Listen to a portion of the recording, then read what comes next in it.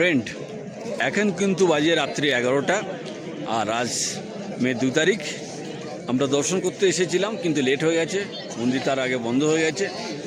তো রাতের অসাধারণ দৃশ্যটা তোমরা একবার দেখো। দেখো, এই হচ্ছে মন্দির, দেখছো? এই হচ্ছে মন্দির, দেখো, অপূর্ব সুন্দর। কি করবো, আর কিছু করার নেই, দর্শন করা হলো না। তো বাইরে থেকে তোমাদেরকে দেখানোর চেষ্টা করলাম রাতের ভিউটা, অসাধারণ ভিউ।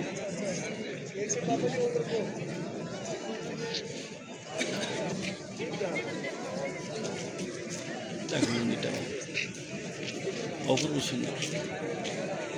দেখো, বিখ্যাত সেই ভীমশিলা, দেখছো?